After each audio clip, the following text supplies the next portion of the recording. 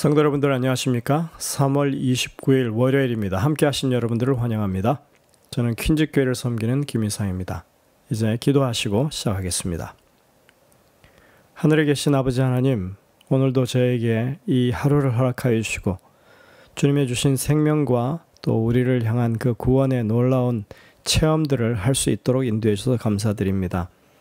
저희의 하루의 삶이 주님과 늘 가까이 하는 삶이 되게 도와주시고 또 주님의 뜻을 이루는 저희의 삶이 될 수 있도록 인도하여 주시옵소서. 오늘 이 아침에도 주님 앞에 무릎 꿇어 기도하는 주의 백성들의 그 탄원에 주님께서 귀 기울이시고 그들이 어떤 형편에 있든지 간에 주님의 돌보심과 채우심을 경험하게 하시고 치유하심을 경험할 수 있도록 인도하여 주시옵소서. 저희 연약한 믿음에 힘을 더하시고 또 주님을 온전히 의지하며 저희가 간구하여 주님의 능력을 경험할 수 있는 저희의 삶이 되게 하여 주시옵소서. 이 시간 주의 말씀을 저희가 펴고 주님의 성령의 인도하심을 구하오니 우리와 함께하여 주시고 깨우침을 허락하여 주시며 저희들이 행할 수 있도록 주님께서 능력으로 역사해 주시옵기를 예수님의 이름으로 간절히 기도드립니다. 아멘. 네, 오늘의 제목은 조물주의 형상입니다. 아마 창조주의 형상이라고 하는 것이 더 우리에게 익숙한 말이 되겠습니다. 어제 총론 부분에서 말했던 토마스 홉스의 두려움에 관한 이야기는 우리가 어디에서 와서 어디로 가는지 우리의 삶의 상황이 어떤 것인지 알지 못할 때 우리 모두가 가지게 되는 공통적인 감정이 바로 두려움이라고 하는 것을 말하는 것이었습니다. 그리고 거북이 위에 또 거북이 이야기처럼 사람들이 만들어낸 논리는 그저 반복되는 대답 없는 순환 논리일 뿐이었습니다. 이와 비슷한 것으로 닭과 계란의 논쟁이 있죠. 닭이 먼저냐 계란이 먼저냐 하는 끝없는 질문에 관한 것들입니다. 그러나 사실 오늘날에는 닭과 달걀의 논쟁은 이미 닭이 먼저라고 하는 그런 해답이 주어져 있습니다. 그 이유는 달걀에서는 달걀 껍질을 만들어내는 요소가 없다는 것입니다. 닭의 몸속에서만 생성되는 오버클레디딘 17이라고 하는 단백질 때문에 달걀 껍질이 형성된다고 하는 것이죠. 사실상 이 끝이 없어 보이는 순환 질문은 과학적 대답이 이미 주어져 있고 더 이상 문제가 되지 않습니다.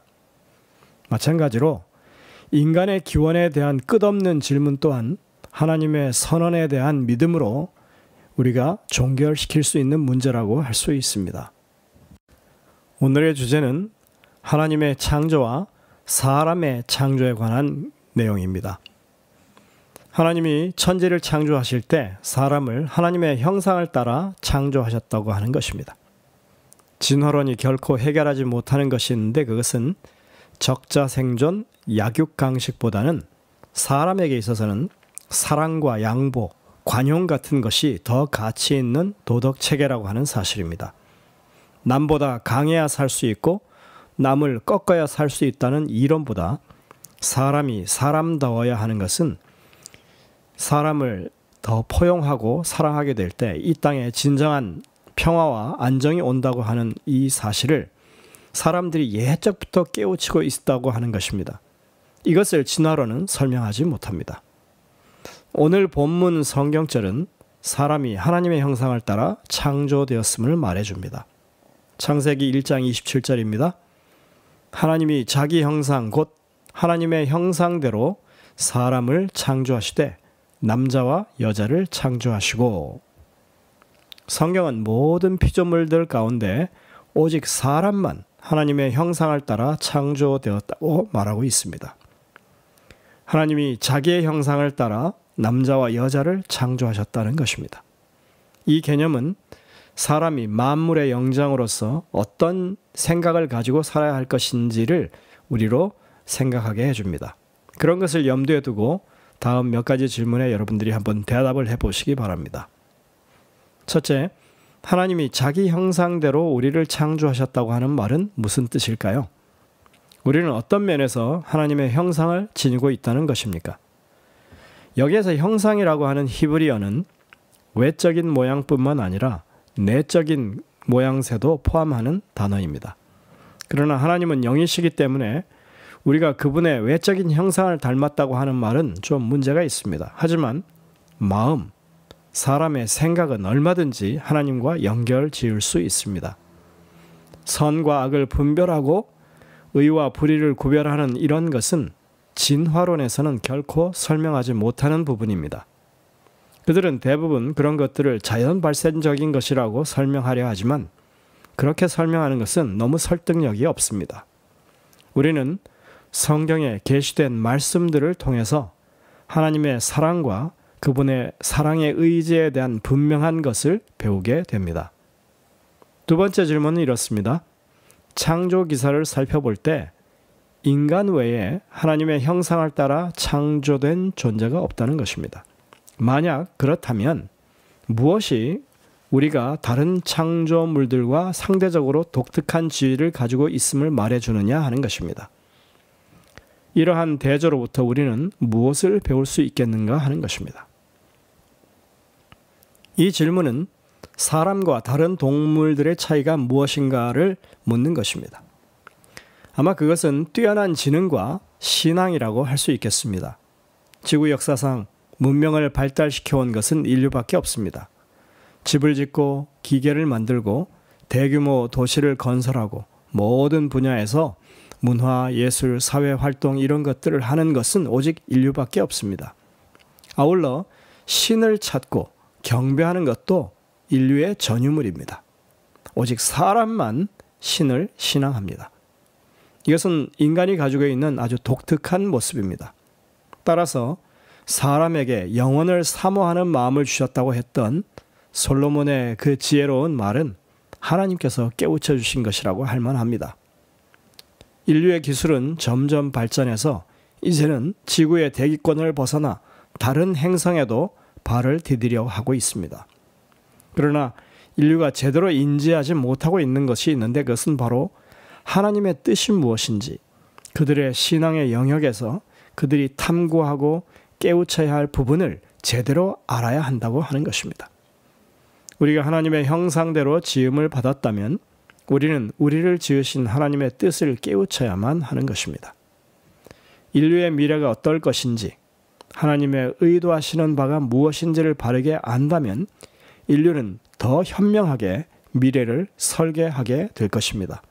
그러나 그렇지 못하게 된다면 그야말로 우리는 헛수고, 모래 위에 집을 짓는 것과 같은 헛수고를 하게 될 것이라고 하는 것입니다. 성경은 인류는 하나님을 떠나서는 전혀 희망이 없음을 계속해서 말하고 있기 때문입니다. 세 번째 질문입니다. 하나님이 인류를 다른 창조물들과 구분하셨다는 창조 기사에서 우리는 그 밖에 다른 무엇을 알 수 있습니까? 하는 것입니다. 창세기 2장 7절에 보면 하나님께서 흙으로 사람을 빚으시고 생기를 그 코에 불어넣으심으로써 생명이 되었다고 말합니다.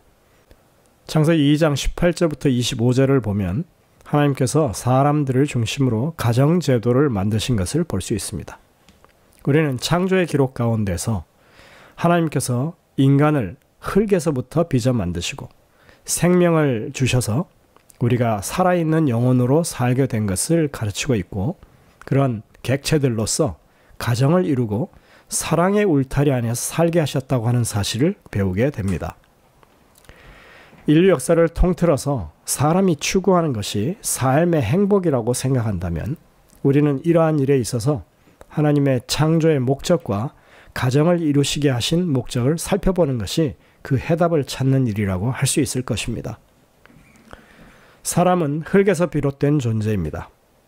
시편 103편 13절부터 14절에 이렇게 말합니다. 아비가 자식을 불쌍히 여김같이 여호와께서 자기를 경외하는 자를 불쌍히 여기시나니 이는 저가 우리의 체질을 아시며 우리가 진토임을 기억하심이로다 합니다. 창세기 3장 19절에도 보면 범죄한 아담을 향해서 하나님께서 이렇게 말합니다. 내가 얼굴에 땀이 흘러야 식물을 먹고 필경은 흙으로 돌아가리니 그 속에서 내가 취함을 입었음이라. 너는 흙이니 흙으로 돌아갈 것이니라. 성경의 표현들 가운데서 사람이 흙에서 왔음에도 불구하고 흙으로 돌아가는 것은 가장 불명예스러운 일이라고 말하고 있습니다.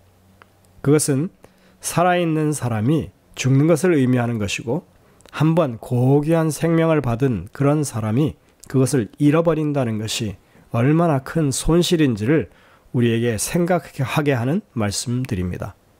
그래서 성경은 흙을 먹는다든지 흙에 덮인다든지 구덩이에 내려간다는 말을 저주에 속하는 말들도 사용하고 있습니다. 그리고 하나님은 이런 죽음의 형벌에서 사람이 놓여나기를 원하십니다. 그래서 죽음을 잠으로 표현하고 계십니다. 한 번 죽는 것은 사람에게 정하신 것이라 그 후에는 심판이 있을 것이다 이렇게 말합니다.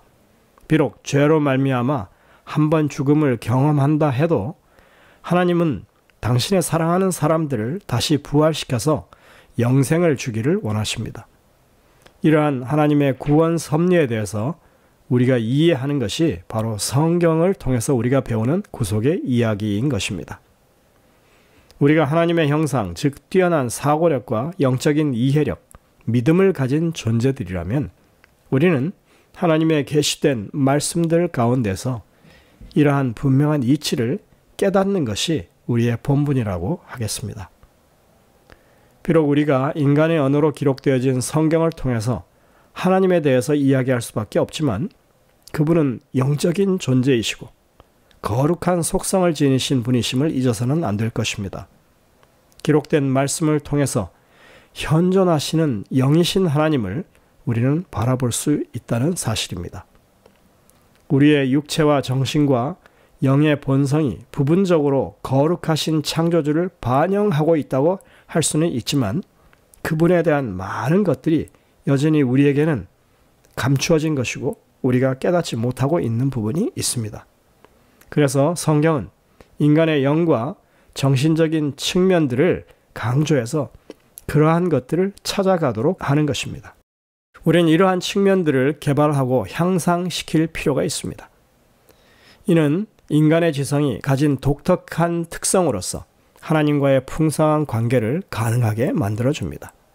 그런 의미에서 우리는 우리의 짧은 지식과 경험으로 영이신 하나님을 결코 규정할 수 없다고 하는 사실을 받아들여야 하고 그래서 더욱더 기록된 하나님의 말씀의 테두리 안에서 그러한 영적인 경험들을 우리가 겪어야 하는 것입니다. 이러한 특권을 지상의 다른 창조물들은 결코 누리지 못하는 것입니다. 하나님이 여자를 창조하셨던 장면을 주목해 보십시오. 남자와 여자 모두 하나님의 형상대로 창조되는 놀라운 특권을 받았습니다. 한쪽이 다른 한쪽에 비해 열등하지 않습니다. 하나님은 남녀 모두를 동일한 재료로 창조하셨습니다. 오히려 아담의 갈빗대를 취해서 하와를 만드셨다고 하는 그 말씀은 두 사람의 깊은 관계를 보여주시는 말씀입니다. 그리고 두 사람의 상호 존중을 염두에 두신 그런 창조였다고 하는 것을 우리가 알 수 있습니다. 남녀는 모두 하나님의 주신 특성들을 개발해서 그분께 영광을 돌릴 수 있는 동일한 기회를 부여받습니다. 우리가 창조의 이 상황을 묵상해 본다면 가정에서, 교회에서 남녀 간에 협동하는 사역이 얼마나 유용하도록 계획되었는지를 생각할 수 있을 것입니다. 우리 모두는 하나님의 영광을 드러내는 일에 서로를 도울 수 있습니다. 우리가 이것을 마음에 새기고 하나님의 일을 함께 한다면 아마 더 많은 좋은 일들을 할 수 있으리라고 생각이 됩니다.